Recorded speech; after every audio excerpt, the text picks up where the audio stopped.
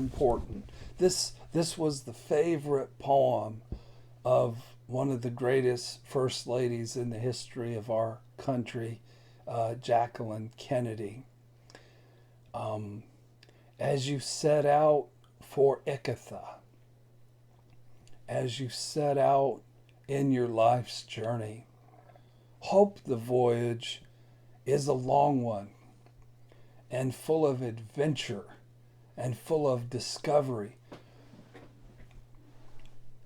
Jackie Kennedy didn't experience that when Camelot came to a tragic, sudden, horrific end in November of 1963. And yet, this was her favorite poem.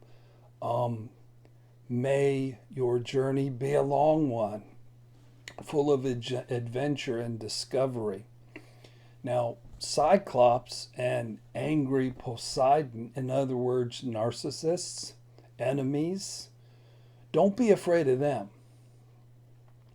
You'll never find things like that on your way as long as you keep your thoughts raised high, as long as a rare excitement stirs your spirit and your body.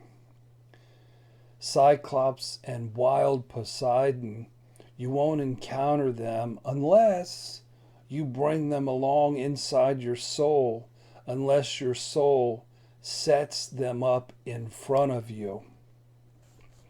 You know what? I think I left a part of it out here. Dang it all. Yeah, let's go with this.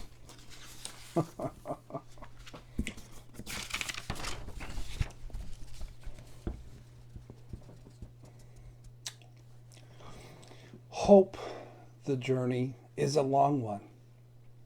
May there be many a summer morning when, with what leisure and what joy, you come into our harbors seen for the first time. May you stop at Phoenician trading stations and buy fine things, mother of pearl and coral and amber and ebony, sensual perfumes of every kind, as many sensual perfumes as you can. And may you visit many Egyptian cities to gather stores of knowledge from their scholars. What's the poet saying here? What's Jacqueline Kennedy saying here is, may you be blessed. May you have joy and leisure and travel and summer mornings. And may you have money in your pocket and buy beautiful things. My daughter is an artist, and when she was a little girl, she says, Dad, I love beautiful things. And her dad loves art, and her dad loves beautiful things as well. Keep Ithaca always in your mind. So that's what happens with narcissistic abuse, is we get focusing too much on the narcissist. I read a quote by Jerry Wise today. He said, if you're, in so many words, if you're spending so much time trying to figure out the narcissist, then you're enmeshed with them. But our journey, our hero's journey, our ichthys, our thriving, is being on our own journey and trying to figure out our own selves. May you arrive there where you were destined for. That's what this is about, folks. It's about fulfilling your destiny, figuring out who you are and where you came from, and then bringing and offering the world the very best version of you. And you can only do that with effective recovery work. But do not hurry your journey at all. It's better if it lasts for years. So you are old by the time you reach the island, by the time you reach your maturity, by the time you fully bloom. So many of us in our recovery, we want it right now. And folks, in the big picture, recovery is it's really a lifelong event. I got to tell you. Better if it lasts for years, so you are old by the time you reach the island, wealthy with all that you have gained along the way, wealthy with family, wealthy with good health, wealthy with being safe from unsafe, narcissistic, predatory people, blessed with financial blessing, and blessed with purpose in life and joy. But don't expect when I arrive, then I'll be happy. If I get the new job, I'll be happy. If I can get in a relationship, then I'll be happy. If I can get that new job, then I'll be happy. The poet and the First Lady are saying it's all about the journey. So Ikatha ultimately gave you a marvelous journey. Without her, you wouldn't have set out to begin with. In Joseph Campbell's mythology vision, he says we're called to adventure.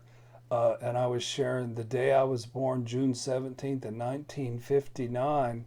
I wasn't just born. I was thrust onto this stage prematurely and pissed off. And I cried until I turned purple. But my adventure started on that day. So if you get there, she may have not much to give you. If you find the ultimate destination poor, then Ikatha will not have fooled you. Now I've lost the end of it. Doggone on. Oh, here it is. Doggone on, is that a saying? And if you find her poor, Ikatha won't have fooled you. Wise as you will have become, and so full of experience, you will have understood by then what these Ikathas mean. So we talk about suffering from narcissistic abuse. How about if you're driving in a convertible in Dallas in November of 1963 and some psychopath or a whole bunch of them on a grassy knoll shoot and kill your husband and you didn't see that coming? That's narcissistic abuse. That's complex PTSD. That family has experienced massive amounts of complex PTSD. So I'm wanting to instill in you the long game of the rest of your life. Please don't rush your recovery process. Your shattering is a gift. It's something that could be the best thing that ever happened to you. It will always be the worst thing that has ever happened to you. But it can be both if you enjoy the journey along the way.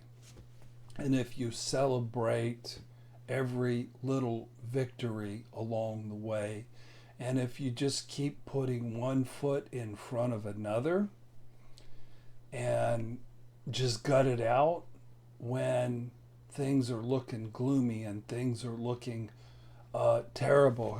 Earlier in the poem, the poet says that Cyclops, scary ass monster, and the wild Poseidon, you won't encounter them unless you bring them inside yourself, inside your soul, unless your soul sets them in front of you. So as you get healthier, as you learn how to set boundaries, as you know how to spot narcissists, as you know how to protect yourself, as you have healthy entitlement. I saw another quote by the great Jerry Wise, who makes videos for our channel. He says, you know what the best way to get rid of a narcissist is? Become individuated, become healthy, because the narcissist won't even want you if you're a healthy, individuated person with healthy sense of entitlement, with boundaries and consequences. They don't want any part of that. So the best way to get rid of a narcissist is to find yourself, says Jerry Wise. So I'm sorry for the holder here interrupting the process just a little bit, but I hope you heard the poem.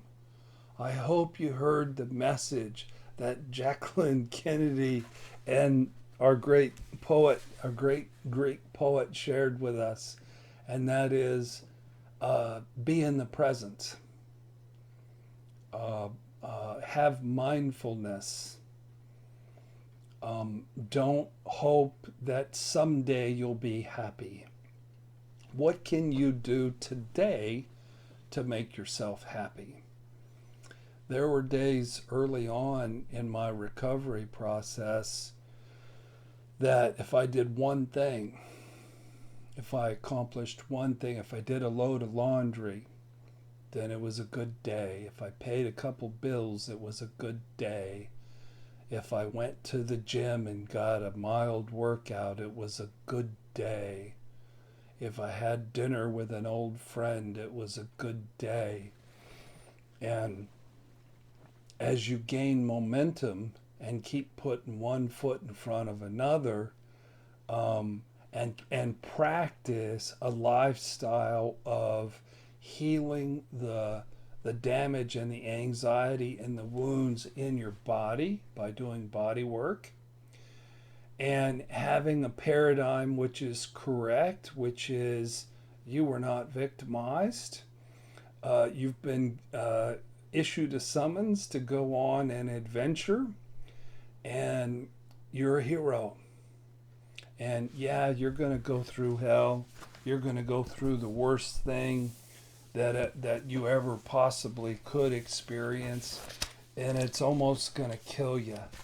I'm frankly surprised that I've lived through the shock and trauma and drama of what I found out the world to be. But almost 4 years later, I gotta tell you that life is becoming far from perfect. We've got issues, but it's becoming solid, organized, focused, joyful, and there's a great deal of meaning and purpose involved. I have reached Ikatha. I have purpose in life. I have joy, and I ain't there yet. I ain't even close to being where I want to be, but I'm just enjoying the journey. I'm stopping at cool places and buying rare perfumes. I didn't really buy any rare perfumes, but it's a metaphor.